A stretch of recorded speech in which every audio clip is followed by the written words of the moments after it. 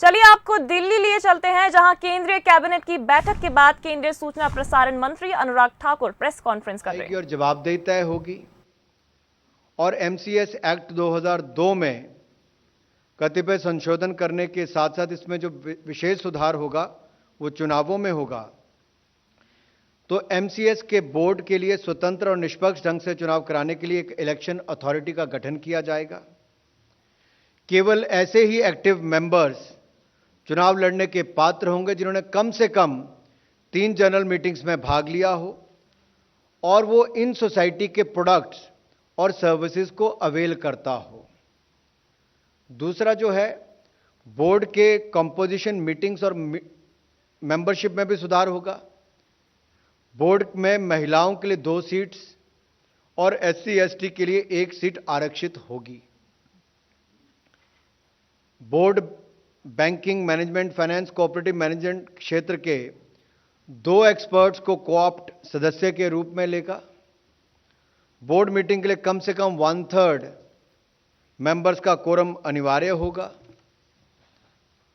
जहां गवर्नेंस और ट्रांसपेरेंसी की मैं बात करता हूं, तो सोसाइटी की रजिस्ट्रेशन के लिए लिक्विडिटी, एक्सपोजर आदि संबंधित फाइनेंशियल नॉर्म्स निर्धारित किए जा रहे हैं।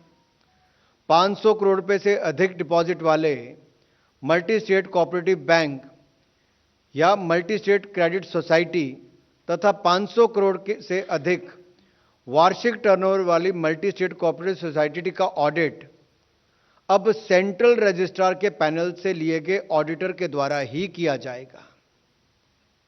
एक बड़ा कदम है ज़्यादा पारदर्शिता और ऑडिट को भी सुनिश्चित करने के लिए। और एमसीएस, सीएस, एमएससीएस के मेंबर्स की ग्रीवियांस को एड्रेस करने के लिए कोऑपरेटिव्स ओम्बुड्समैन अपॉइंट किया जाएगा। इन जो हमारी मल्टी स्टेट कोऑपरेटिव सोसाइटीज हैं, इन्हीं में ही ये कोऑपरेटिव ओम्बुड्समैन को अपॉइंट किया जाएगा। मेंबर्स को समय पर आवश्यक इंफॉर्मेशन मिल सके, इसके लिए इंफॉर्मेशन ऑफिसर्स की नियुक्ति की जाएगी। सहकारिता के क्षेत्र में धन की व्यवस्था के लिए पिछले 3 वर्षों में लगातार प्रॉफिट कमाने वाली मल्टी स्टेट कोऑपरेटिव सोसाइटीज को अपने नेट प्रॉफिट का 1% या 1 करोड़ रुपए जो भी कम हो, एक rehabilitation, reconstruction and development fund में योगदान देना होगा, जिसका उपयोग जो सिख एमएससीएस हैं के रिवाइवल के लिए किया जाएगा।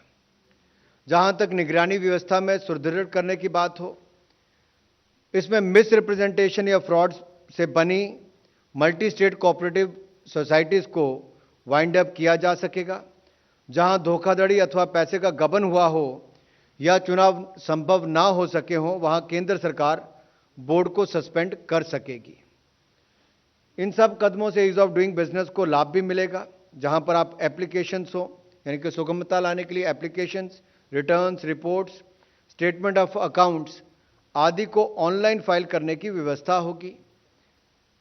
और ये मल्टी स्टेट कोऑपरेटिव सोसाइटी के रजिस्ट्रेशन की एप्लीकेशन प्रक्रिया ऑनलाइन की जा सकेगी और इसका डिस्पोजल भी 3 माह में किया जाना अनिवार्य होगा। यह भी निर्णय लिया गया है कि ये जो मल्टी स्टेट कोऑपरेटिव सोसाइटीज हैं, इनमें केंद्र सरकार की शेयर होल्डिंग को सरकार की अनुमति के बिना नहीं बेचा जा सकता। Multi state cooperative society banking कार्य में संलग्न है, उनकी बैंकिंग एक्टिविटीज का रेगुलेशन बैंकिंग रेगुलेशन एक्ट के अंतर्गत होगा। इससे जो डिपॉजिटर्स हैं उनके पैसा भी सुरक्षित होगा और बैंकिंग रेगुलेशन एक्ट आने के बाद जो बाकी लाभ बाकी बैंकों को मिलते हैं, इनको भी मिल पाएंगे। इन संशोधनों से नागरिकों द्वारा सुगमता से मल्टी स्टेट कोऑपरेटिव सोसाइटी का गठन किया जा सकेगा और जो बाकी लाभ भी उनमें पारदर्शिता भी आएगी।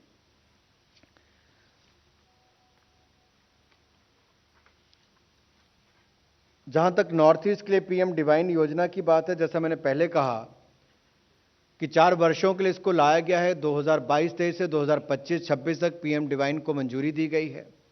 6,600 करोड़ रुपये इसके लिए मंजूर किया गया है। विभिन्न सेक्टर्स में डेवलपमेंट गैप्स को जो है पूरा करने के लिए ये लाभ लाभदायक सिद्ध होगी, युवाओं और महिलाओं के लिए लाइवलीहुड संबंधी योजनाओं को इम्प्लीमेंट कर सकेगी और इंफ्रास्ट्रक्चर प्रोजेक्ट्स में पीएम गति शक्ति के कॉन्सेप्ट के अनुसार ही और कन्वर्जेंस पर आधारित होंगे और